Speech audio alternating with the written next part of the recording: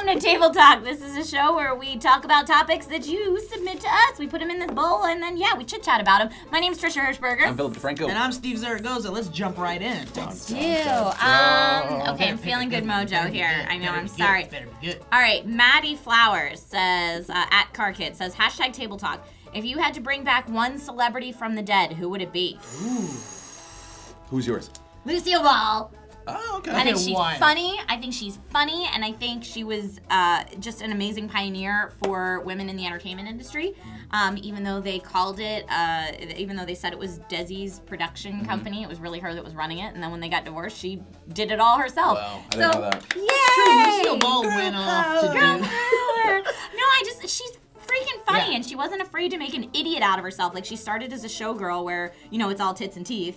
And then she went into a place where she's like, I'm going to put on a mustache and make stupid faces and obnoxious noises and make a career out of it. And she was the first woman to do that. What famous person would you bring back? I'm telling you, instantly, I don't even have to think about it. Jim Henson. Okay. Oh, good one. And I'll tell you why. He's Because racist? he was a racist. No, I'm just joking. And we need more racism in Hollywood. That's why. No, he wasn't a racist. What? He was a hippie. You look at his career. The guy did some amazing. He had some milestones in Hollywood. The guy did things that other people weren't doing at the time with puppetry and art and just like peace. The guy made Fraggle Rock to transcend language barriers. So you could have Fraggle Rock in like 18 different countries, 18 different languages. But it would all have the same message, and he really wanted to just break those language barriers and just showcase love and peace. And that's no one who's doing that with TV or movies right now. Music's a little bit, but who's doing that with TV and movies? Yeah. That guy had so much more to make and do. Yeah, it's funny because when you say like who would you bring back, I instantly forgot all dead people. Like I was just like, oh no. Can you make someone more alive? So I'm going back to the OGs. I would either say because they were famous, they are probably one of the most famous people, either Jesus or Muhammad. Ooh. And I'd be like, was it for real? Because you want to know if it was real, if they were the real deal, that's why? Yeah. To be like, or just be like, what was that like? How was that? How was that? It's because Phil's an inquiring mind. You can ask Inquiring a lot of minds want to know. You can ask a lot of modern day prophets what it's like, and they'll probably say the Wait, same. modern day prophet? Who's that? I don't know, like people that, like celebrities, some celebrities are probably modern day prophets, people who listen and hang on to every word these people say and follow their religions in some way. There's so much of this. You're doing funny years. Well, because I would say do that. loving a celebrity and Like it's being a religion. obsessed could be religious. Yeah. So idolizing celebrities. Yeah, exactly. But that's what I would go that way. I just want to be like, for real?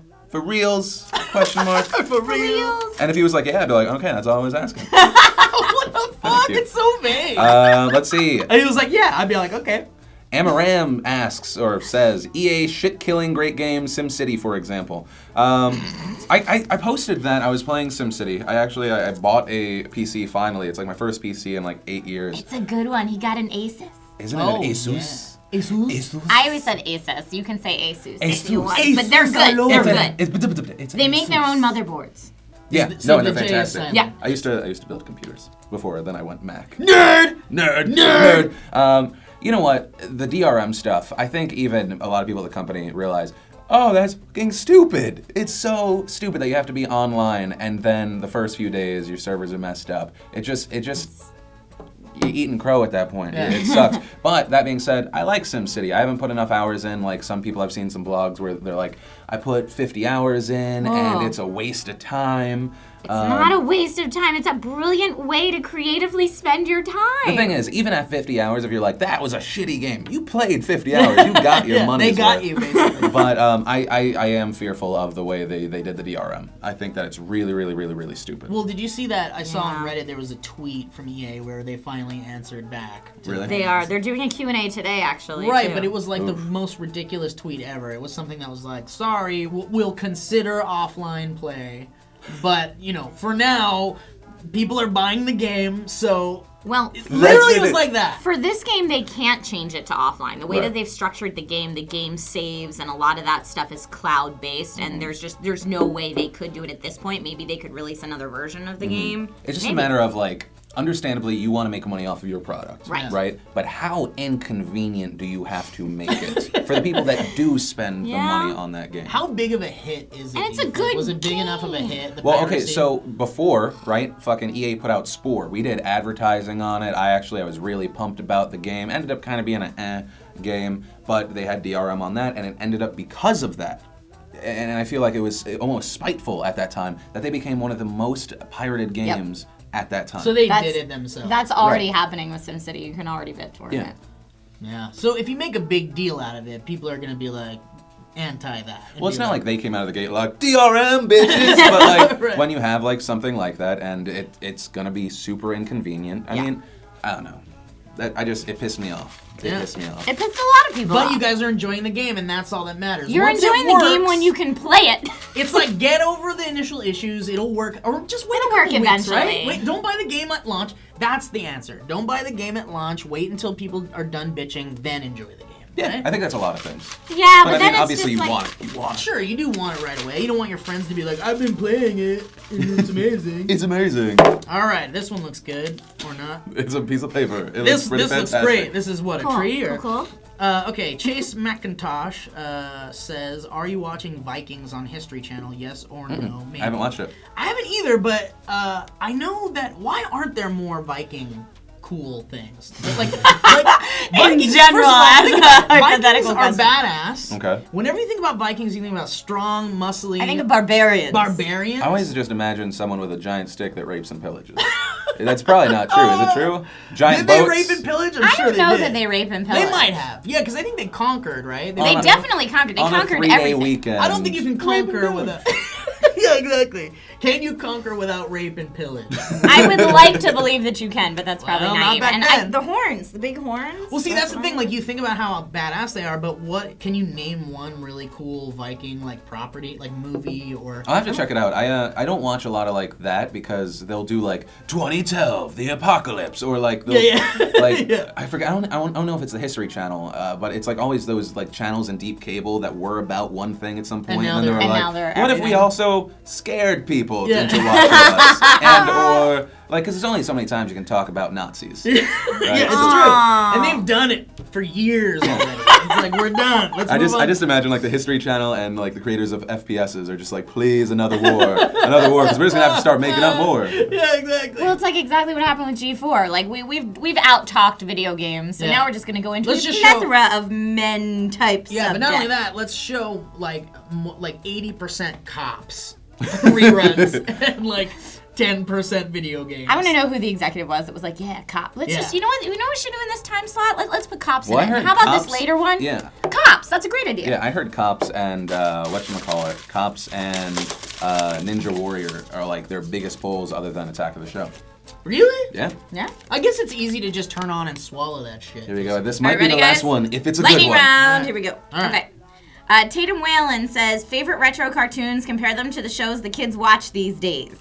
We already did that one. Pretty much already talked about that. New one. Did you guys, Scratch that. on the Viking thing, did you guys see that This is Bible cool. show? That Bible, it's the Bible. It's like this crazy new show. Is it animated? The only reason I knew about it was they bought a Twitter trend. Did you see that? They bought a Twitter trend and it was like bought #the Bible. I was like, yeah, this is awesome. There's so many jokes inside of I me. would watch Okay, #the hold Bible. on. It was on while I was out on vacation for a little while. I took the Okay. weekend off, and I was like, I gotta watch this shit. Did 'cause you watch it? I watched the first episode, sort of. I wasn't paying too much attention to it, but it was very like there was very much an agenda going on. Like at first, I thought it was like, all right, this is gonna be a raw kind of just like adult educational. education. Well, not so much. We've got a lot of educational Bible stuff out there. Tons of educational Bible stuff. I want like dramatic TV written. Like Breaking Bad, Like John Adams, the style. miniseries style, yeah, the or Bible. like the Tudors, I get it. the I Bible, would dig basically, that. where it's like let's piss off the Christians, let's piss off the Catholics, let's piss off everybody, but also be true to the Bible and like show people this kind of gritty adult I version love it. of the Bible. Let's make I it. thought that's what it was going to be. The Nolan version of the Bible. Right? Yeah, I want to watch that shit because, like, I find that there's a lot of good messages in the Bible. There are, but you know, a lot of it's crazy as shit too. But I will say this: during all the commercial breaks, there were all of these crazy, like, join ChristianYouth.com. Well, I mean, if I was, but it's brilliant, right? I would buy the advertising on that. But it just seems like it's definitely going again the educational route way, and it's not going the like entertainment. Well, your problem is that it has an agenda. I think it has too much of an agenda. Yeah. I want to like it though. I think we're making this new Bible series. Phil, if you're on board, I think that's what we're doing. We're making. Let's do it. Bible Christopher series. Nolan's The Bible, starring. No, not Christopher Nolan. Michael Caine. It's the main point. Christopher Nolan's The Bible. Yeah. Jesus is black, played by Donald Glover. Yeah. Black. I want Michael Caine to play like 2 or 3 roles too. That would be amazing. He's gonna Eddie Murphy it. Yeah, exactly. That's a terrible idea. The Last Supper is all Michael Caine's. Michael Caine is Moses. Who plays Judas? Yeah. Ryan Gosling. Oh yeah! Sexy Judas. Wait, but you gotta think of other Nolan regulars. Like, here, let's get the last one. Okay, I got one. I pulled one. there Yeah. too. All right. Logan Swanson says biggest turnoff. Lack of drive. Ooh, that's a good one. I don't know if it's like.